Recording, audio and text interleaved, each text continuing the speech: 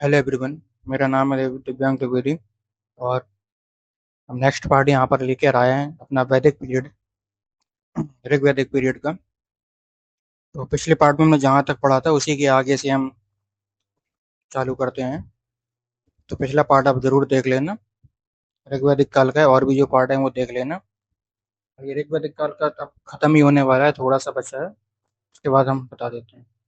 सबसे पहले मैप के हिसाब मैप में देख लेते हैं कि जो ऋग्वैदिक काल में आर्यों का आगमन बताया गया था वो मध्य एशिया से बताया गया। तो इस तरीके से आगमन उनका यहाँ सबसे पहले सिंधु घाटी के क्षेत्र में हुआ और इस क्षेत्र के आसपास वो बस गए। और उसके बाद लेटर वैदिक पीरियड यानी उत्तर वैदिक काल में वो धीमे धीमे मध्य देश, ब्रह्मवर्त, आर्यावर्त, जो नाम आगे आगे आते हैं अन्य देशों के, उसमें ये आपको मिलेंगे। तो इस तरीके से यहाँ आपका बिहार तक इनका विस्तार होता है और यहाँ तक विस्तार होता है आपका महाराष्ट्र तक।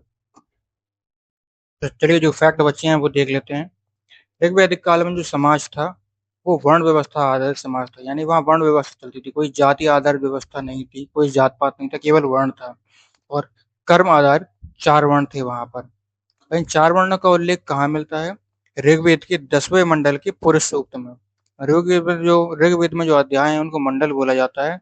और उसमें जो सूत्र वगैरह दिए गए हैं, जिनमें जानकारी दी गई है, उनको पुरुष सूक्त बोला जाता है।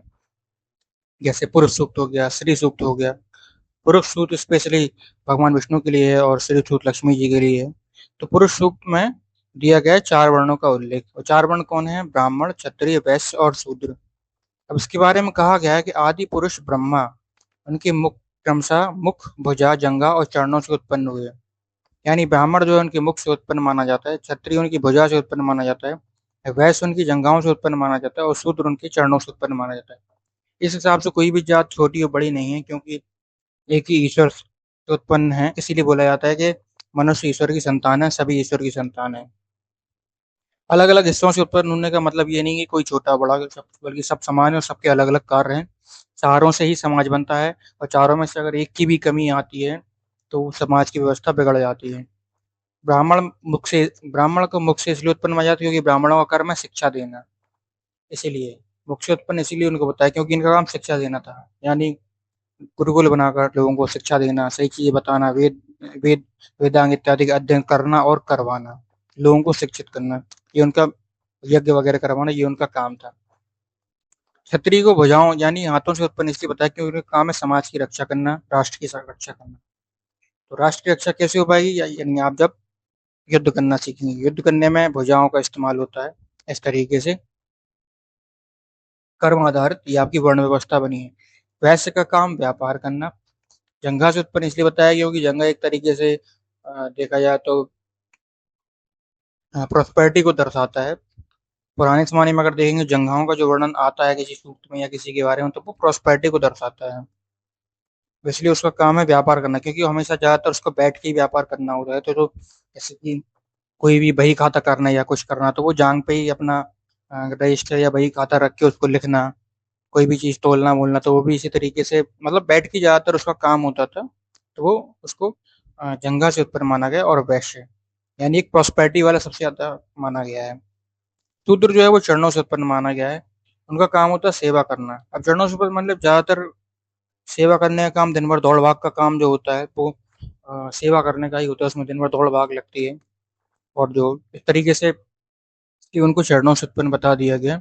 और वो इस समय जो पूरा सर्विस सेक्टर है वो शूद्र ही है, भले ही आप किसी भी जाति या धर्म के हों, आप शूद्र वर्ण में ही आते हैं, क्योंकि उनका काम सेवा करना है। सॉफ्टवेयर इंजीनियर हैं, जो अधिकारी वगैरह हैं, वो भी एक तरीके से शूद्र ही माने जाएंगे, क्योंकि वो सेवा प्रदाता हैं।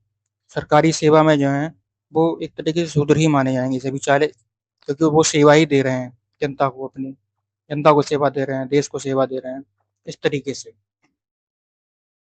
तो अब चार पुरुषार्थ, धर्म, अर्थ, काम, मोक्ष, इसका मतलब क्या है कि व्यक्ति के जो उद्देश्य बताए गए हैं वो चार उद्देश्य बताए गए हैं जन्म से लेकर मृत्यु तक। यानी उस धर्म का भी पूरे जीवन धर्म का काम करना है। जीवन चलाने के लिए उसे अर्थ यानी धन का उपार्जन करना है, धन कमाना है। काम यानी अपनी इच्छाएं पूर्ति करनी है और इन इच्छाओं की पूर्ति धर्म का पालन करते हुए और धन कमाते हुए करनी है। और इन सब करते हुए अंत में आपको मोक्ष प्राप्त होगा, इस तरीके की धारणा बनी थी। धर्म सबसे इम्पोर्टेंट, इसमें यदि आप धर्म का पालन नहीं करते हैं तो आप मोक्ष की प्राप्ति नहीं कर पाएंगे। महिलाओं को ऋग्वैदिक काल में शिक्षा का अधिकार था। आगे जाके आपको उन महिलाओं के नाम मिलेंगे जो कि विदुषी महिलाएं कही गई हैं, जो कि अपने समय की विद्वान महिलाएं थी, जिनका नाम पूरे आर्यावर्त में प्रचलित था। विधवा विवाह का प्रचलन था, यानी कि विधवाओं का विवाह किया जाता था, वह चाहे तो कर सकती थी, ना चाहे तो नहीं कर सकती थी। बाल विवाह, पर्दा प्रथा, सती प्रथा जैसी बुराइयां नहीं थी। मुझे इतिहासकारों के ऐसा मानना है ऋग्वेद के अनुसार, क्योंकि उसमें ऐसा वर्णन नहीं दिया गया है। हालांकि पहले के समय में लोग युवा जल्दी हो जाते थे, क्योंकि उनका शरीर, खान पान, वातावरण और पर्यावरण सभी अच्छा, शुद्ध और उन्नत रहता था, इसलिए उनका शरीर जल्दी ही बलिष्ठ हो जाता था। तो वही 15 साल के आसपास उनकी विवाह हो जाया करता था। उस समय बाल विवाह नहीं माना जाएगा आज के हिसाब से, क्योंकि तब वो हर तरीके से समर्थ हो जाया करते थे। समय बढ़ने के हिसाब से लोगों की शरीर कमजोर हो जाता है, इसलिए सरकार ने विवाह की आयु बढ़ा दी है। अब आगे जानते हैं कि और जो फैक्ट हैं कि आजीवन अविवाहित रहकर विद्या अध्ययन करने वाली महिलाओं को अमाजु बोला जाता था। तो ऐसी महिलाएं जो कि कभी भी जिंदगी में शादी नहीं करती थी और केवल विद्वान बनने के लिए पढ़ाई करती थी, उनको अमाजु बोला जाता था। विवाह के समय मिलने वाले उपहार को वहतु बोला जाता था। यानी इस आज के समय में जो दहेज होता है, वो एक उपहार के रूप में ही देना शुरू किया गया था। दहेज ना मुगल काल में चला, और दहेज को लोगों ने बाध्यकारी बना दिया, जो कि अब एक कुप्रथा बन गई है, जबकि एक उपहार ही है जो कन्या पक्ष के लोग अपनी मर्जी से, और वर पक्ष के लोग भी अपनी मर्जी से कन्या को देते हैं। तो ये एक तरीके से उपहार ही है, और ये दोनों के लिए होता है, पुरुष के लिए, स्त्री के लिए भी। तो जैसा कि बताया गया था, विदुषी महिलाएं हुआ करती थी घोषा, अपाला, सिक्ता और लोपामुद्रा, इस तरीके से कुछ नाम है। इनमें ये विदुषी महिलाएं थी, विद्वान महिलाएं थी। लोपामुद्रा विदर्भ राज की कन्या थी, विदर्भ देश के राजा की कन्या, राजकुल में उत्पन्न हुई थी और अगस्त ऋषि की पत्नी थी। इन्होंने अगस्त ऋषि से शादी की थी। इस तरीके से ये एक ऋषि पत्नी कहलाई थी। विशपला नाम जो आता है वो एक योद्धा महिला थी, उस समय की योद्धा थी। इनके बारे में बताया जाता है कि ये भी एक जगह की महारानी थी, एक किसी राज्य की, और राजा के साथ युद्ध में जाया करती थी और उस युद्ध में युद्ध भी लड़ती थी, इसलिए इनको योद्धा महिला बोला गया। और इसी युद्ध में इनकी एक टांग कट गई थी, इसलिए अश्विनी कुमार, जो कि देवताओं के वैद्य बोले जाते हैं, उन्होंने लोहे की टांग लगाई थी। इसलिए सबसे पहला लोहे की मतलब टांग, नकली टांग लगाई थी, जो कि एक तरीके से आज के समय में जो अलग से प्लास्टिक या किसी तरीके के अंग जोड़े जाते हैं, तो अंग प्रत्यारोपण का एक पहला उदाहरण देखने को मिलता है वहां पर। और लोहे का प्रयोग भी सबसे पहले ऋग्वेद में इस समय ये उदाहरण देखने को मिलता है कि लोहे की खोज वहां हो चुकी थी।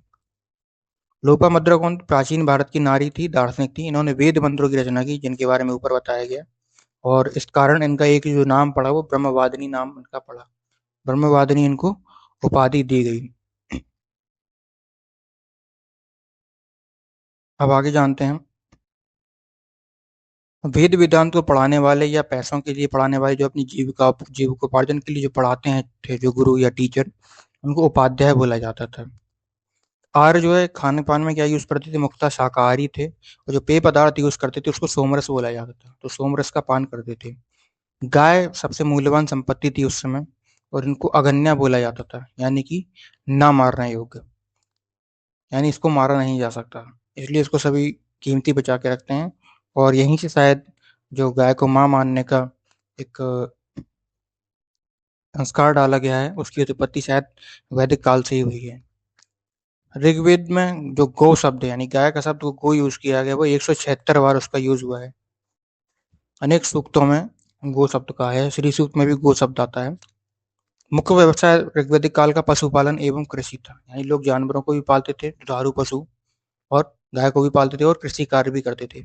उस समय उनका प्रिय पशु गाय व घोड़ा हुआ करता था, और यातायात के साधन के रूप में बैलगाड़ी का प्रयोग करते थे। उस समय जो पूजा पाठ के क्रम होते थे, प्राकृतिक बहुदेववाद, यानी एक से ज्यादा देवताओं को मानते थे, इसको एकादि देववाद भी कहते हैं। कहीं कहीं एकेश्वरवाद भी है, यानी जिसे एक से ज्यादा मानना है वो एक से ज्यादा मानेगा, जिसे एक मानना है वो एक ईश्वर मानेगा। और प्राकृतिक बहुदेववाद इसलिए कहा क्योंकि प्रकृति को ही मानते थे, जैसे कि सूर्य, चंद्र, जल, वायु, पेड़, इन सभी को भी ईश्वर के रूप में पूजन किया जाता था इनका। निर्गुण भक्ति में विश्वास करते थे, जिसको प्रकृति पूजन बोला जाता है, और एक निर्गुण ब्रह्म के रूप में, यानी एक अदृश्य ऊर्जा के रूप में पूजा जाता था उनको। तो इस तरीके का भी विश्वास ऋग्वैदिक काल में होता था। वैदिक जो मंत्र थे उनमें विष्णु, शिव और देवी की झलक मिलती है, यानी कहीं कहीं विष्णु, शिव और देवी के सूक्त पाए गए हैं। तो इस तरीके से इनका विवरण वैदिक मंत्रों में आता है। उस समय मुद्रा प्रणाली नहीं थी, मुद्रा नहीं चलती, वस्तु विनिमय द्वारा लेन देन होता था, यानी वस्तु के बदले वस्तु ली और दी जाती थी। इस तरीके से अपनी जरूरत पूरी करते थे लोग।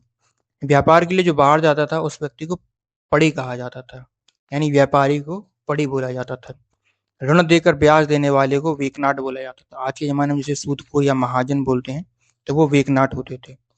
लोहा की खोज आर्यों ने की ऋग्वेद के अनुसार, और इसको जो बोला जाता था श्याम अयस, को धातु को श्याम अयस बोला जाता था। ऋग्वैदिक काल में यज्ञ की प्रधानता थी, यानी यज्ञ ज्यादातर लोग किया करते थे, और ऋग्वेद में यज्ञ एवं यज्ञ बलि का उल्लेख कई जगह आया है। समय के जो शक्तिशाली राजा थे उनके द्वारा अश्वमेध यज्ञ करवाए जाते थे। सबसे शक्तिशाली यज्ञ होता था। भगवान श्री राम ने भी जो यज्ञ कराया था, जिसमें कि यज्ञ के बाद घोड़ा छोड़ा जाता है, और वो घोड़ा जहां जहां जाता है वो राज्य अपने आप उस राजा के राज्य में सम्मिलित होता चला जाता है, और जो सम्मिलित नहीं करता है उससे उन्हें युद्ध करना पड़ता है। इस तरीके का ये एक तरीके से अपने राज्य को विस्तार करने का और स्वयं को सर्वाधिक शक्तिशाली बनाने का एक प्रचलन था तब का, अश्वमेध यज्ञ। इसके अलावा भी कई तरीके के यज्ञ होते थे, जैसे कि वाजपेयी यज्ञ, राजसूय यज्ञ, और भी कई तरह के यज्ञ माने जाते थे। अब इन जो यज्ञ होते थे इनमें विभिन्न पुरोहितों की भूमिका होती थी। पुरोहित क्या क्या होते थे? ऋग्वेद का जो पाठ करने वाला पुरोहित होता था उसको होत्र या होत्र, इस तरीके से दो तरीके से होत्र लिख के आ सकता है, कहीं कहीं होता भी बोला जाता है। तो ये होत्र या होता पुरोहित का नाम था, जो कि ऋग्वेद का पाठ करता था। सामवेद में ऋचाएं होती हैं, तो सामवेद की ऋचाओं का जो पाठ करता था उसको पुरोहित को उद्गाता बोला जाता था। यजुर्वेद का जो पाठ करता था, यजुर्वेद के मंत्रों का, उनको अध्वर्यु बोला जाता था उस पुरोहित को। और जो सबसे मेन पुरोहित होता था, सबका लीडर, जो कि संपूर्ण यज्ञ की देखरेख करता था और जो डायरेक्शन देता था, उसको ब्रह्मा बोला जाता था। क्यों? क्योंकि ब्रह्मा जी सर्वाधिक, सबसे पहले उन्होंने यज्ञ प्रारंभ किए थे, और सृष्टि और जो पुराण हैं, वेद पुराण, उनके अनुसार सृष्टि की उत्पत्ति यज्ञ के माध्यम से ही हुई है, और यज्ञ के माध्यम से ही ब्रह्मा जी ने सृष्टि का निर्माण किया है। जिंद अविस्ता, जो कि ईरान का पारसियों का धर्म ग्रंथ है, और ऋग्वेद, इन दोनों में भाषिक समानता है, जिसके कारण ये आर्यों से संबंधित माने जाते हैं। एक और इसका कारण बनता है कि यह बोला गया कि ईरान या मध्य एशिया से आर्य भारत में आए, क्योंकि इन दोनों ग्रंथों में समानता देखने को मिलती है इस वजह से। उस समय मृतकों के जो शव थे उनको महापाषाण से बनी कब्र में दफनाया जाता था। अब ये कोई जरूरी नहीं है कि कब्र में दफनाते थे, कई जगह दफनाते होंगे और कई जगह दाह संस्कार करते होंगे। जैसे जैसे उनको प्रमाण मिलते चले जाएंगे उस हिसाब से ये चेंज करते चले जाएंगे। तो इस चीज को आप ध्यान में रखें। ऋग्वेदिक जो भारत था उसका जो राजनीतिक ढांचा था वह चार क्रम में बटा था, यानी चार इकाई थी समाज की। कुल यानी घर, ग्राम यानी गांव, जहाँ कई तरह, यहाँ एक से ज्यादा कुल हुआ करते थे। विश यानी एक तरीके का पूरा जिला मान सकते हैं आप, या प्रांत मान सकते हैं, और तो उसको विश्व बोला जाता है। इसमें कई कई कई ग्राम आते थे। और जन यानी अपना एक पूरा जिला या राष्ट्र, प्रांत या पूरा राष्ट्र मान सकते हैं। तो इस तरीके से ये जन सबसे बड़ी इकाई होती थी। कुल का जो मुखिया होता था, प्रधान होता था, उसको कुलप बोलते थे। ग्राम का जो मुखिया होता था उसको ग्रामणी बोलते थे, जैसे आज के टाइम में प्रधान बोला जाता है, ग्राम प्रधान। विश्व का जो सबसे इंपॉर्टेंट मुखिया होता था उसको विश्वपति बोलते थे। और जन का जो मुखिया होता था उसको गोप या राजा बोलते थे, यानी प्रांत और राष्ट्र का जो मुखिया होता है उसको राजा बोलते थे। सबसे बड़ी इकाई है जन, और सबसे छोटी इकाई है कुल। अब यहाँ ऋग्वैदिक कालीन देवताओं के नाम दिए गए हैं, जो कि ऋग्वेद के सूक्तों में इनका वर्णन है। मरुत, इनको तूफान का देवता बोलते हैं। 49 मरुदगण बताए गए हैं, जो कि सुंदरकांड वगैरह में आप देख सकते हैं। रुद्र, इनका संबंध भगवान शिव से है। इनको पूषण भी बोला जाता है। ये शूद्र या पशुओं का देवता बोला जाता है। सिंधु घाटी में भी जो पशुपति की मुद्रा पाई गई है उनको भी भगवान शिव से जोड़कर देखा गया है। सोम, इनको वनस्पति का देवता बोलते थे। सोम यानी चंद्रमा बोला जाता है, और सोमरस जो कि चंद्रमा की रोशनी में ही उसका पालन पोषण, यानी उसको चंद्रमा की रोशनी में ही वो फलता फूलता है। इसलिए उसको सोम रस बोला जाता है। तो सोम वनस्पति के देवता हैं। इंद्र युद्ध एवं वर्षा के देवता थे, जो कि सबसे लोकप्रिय देवता है। सर्वाधिक बार इनका उल्लेख किया गया और सबसे ज्यादा पूजा ऋग्वेद में इंद्र की ही बताई गई है। उषा प्रगति, भोर और उत्थान की देवी। सबसे पहले जो उषा काल होता है, सूरज उगने से सूरज के समय जो लालिमा रहती है, वो उषा काल ही बोला जाता है। और ये उत्थान की देवी हुई, क्योंकि सूर्योदय से ही दिन का प्रारंभ माना जाता है, क्योंकि उस समय 24 घंटे का वो पीरियड नहीं चलता था। सूर्योदय और सूर्यास्त से ही, सूर्योदय से दिन का माना और सूर्यास्त से दिन का खत्म होना माना जाता है। अग्नि, ये देवता देवता और मनुष्य के बीच मध्यस्थ थे, क्योंकि यज्ञ अग्नि के माध्यम से ही किया जाता था। इसलिए मनुष्य अपने देवताओं तक अपनी सामग्री को, अपनी प्रार्थना पहुंचाने के लिए अग्नि को ही माध्यम बनाते थे।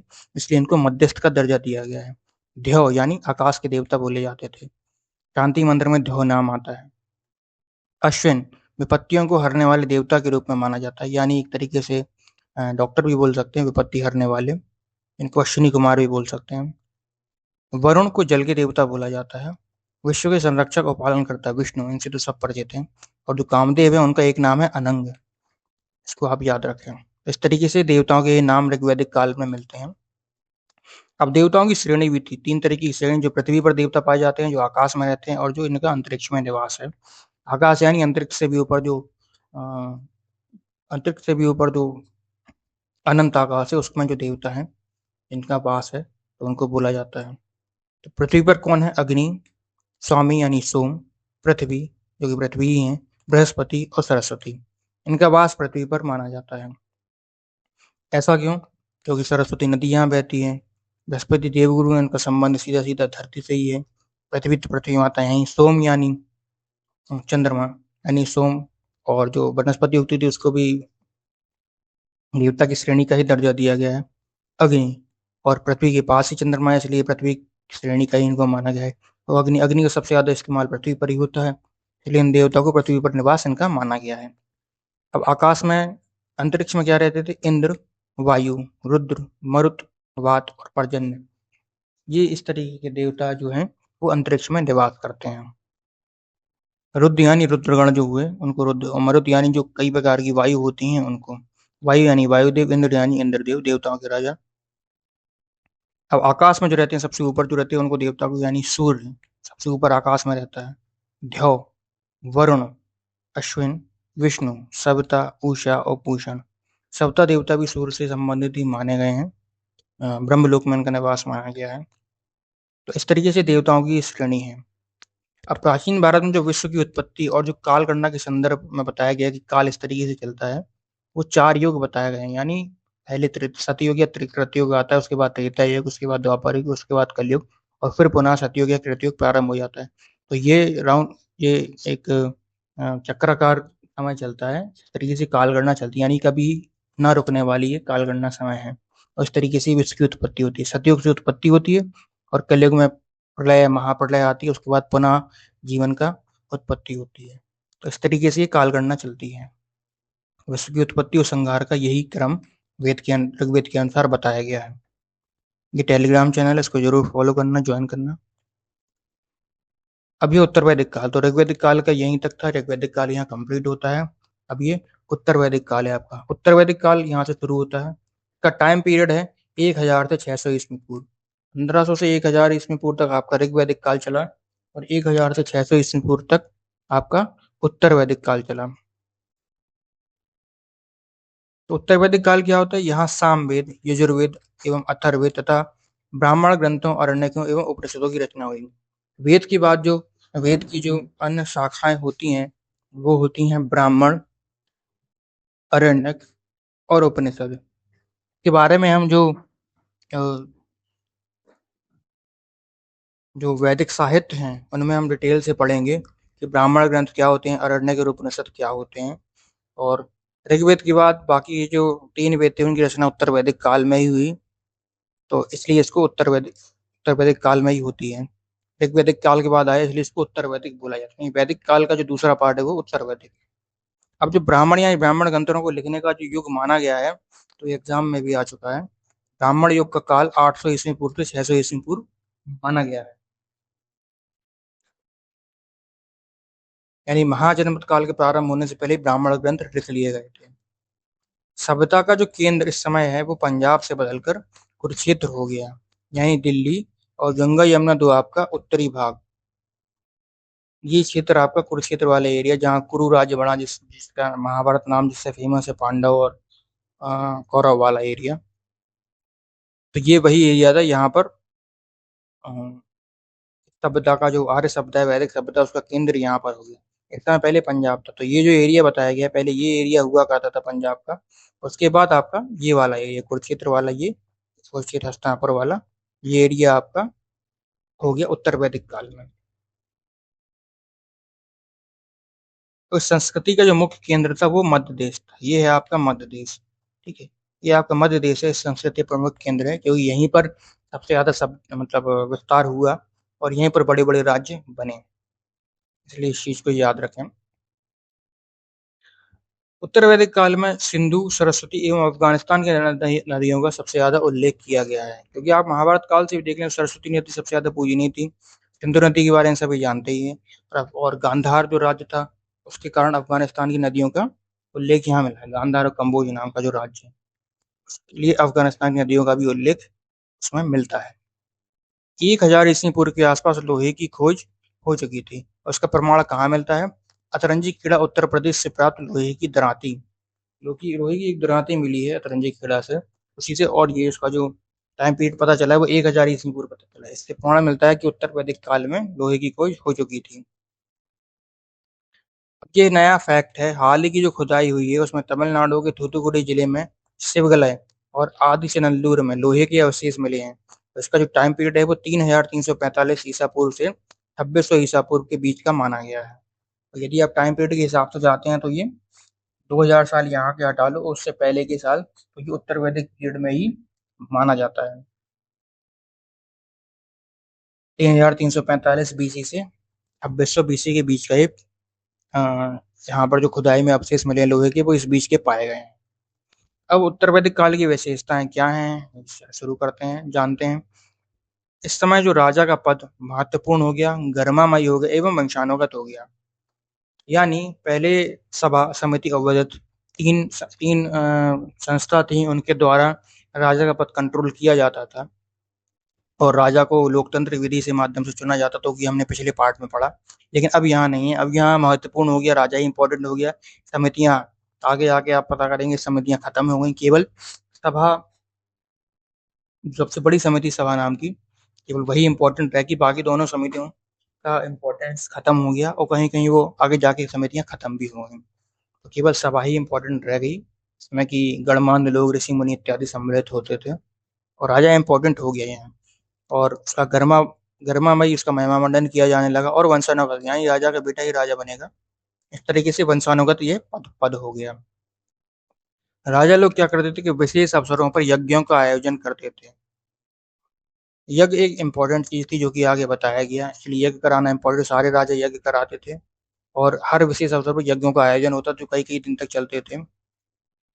राज्याभिषेक के समय राजसूय यज्ञ और अश्वमेध यज्ञ कराया जाता, जो कि एक साम्राज्यवादी यज्ञ थे। जैसे कि बताया कि साम्राज्य के विस्तार के लिए इन यज्ञों को किया जाता था, इसलिए ये यज्ञ ही सबसे इम्पोर्टेंट, सबसे बड़े कहे जाते थे, जो कि कई कई दिन तक चलते थे। यज्ञ एक ऐसी नौका है जिस पर भरोसा नहीं किया जा सकता। ये जो कथन है ये मुंडकोपनिषद का कहा गया है, क्योंकि उपनिषद सबसे बाद में बनाए गए हैं और यहाँ थोड़ा दार्शनिक सिद्धांत भी है। तो यहाँ पर यज्ञ की जो महत्व है उसको कम करके आंका गया है, क्योंकि कई बार यज्ञ महत्वहीन दिखाई दिए किसी न किसी कारण से। हो सकता है व्यक्ति की खुद की गलती के कारण से, उसके कर्म बंधन के कारण से, प्रारब्ध के कारण से। तो इस तरीके से उन्होंने बता दिया कि यज्ञ एक ऐसी नौका है जिस पर भरोसा नहीं किया जा सकता है। ये मुंडकोपनिषद का कथन है। तो आज अभी तक के लिए इतना ही। इसके आगे का जो उत्तर वैदिक काल के जो और फैक्ट हैं वो अगले पार्ट में हम जानेंगे। इसके उसका और उसका जो उसके बाद अगला पार्ट आएगा, उसमें वैदिक साहित्य जानेंगे। तो आप इस मैप के हिसाब से देख सकते हैं कि वैदिक पीरियड और लेटर वैदिक पीरियड का एरिया कहाँ कहाँ रहा है। ये आपका पूरा एरिया रहा है। तो ये हमारे चैनल का लोगो है, आप वीडियो को लगातार देखते रहिए, सारे वीडियो देखिए, वीडियो को पूरा देखिए, तभी सब समझ में आएगा। वीडियो अगर अच्छा लगे तो उसको लाइक करना, अपने दोस्तों को जरूर शेयर करना, चैनल को जरूर सब्सक्राइब करना, ताकि ऐसी वीडियो आपको लगातार मिलते रहे और हमें भी मोटिवेशन मिलता रहे। कमेंट करके जरूर बताना कि वीडियो आपको कैसा लगा। और आप कौन से एग्ज़ाम की तैयारी कर रहे हैं और किस-किस तरीके का आपको वीडियो चाहिए।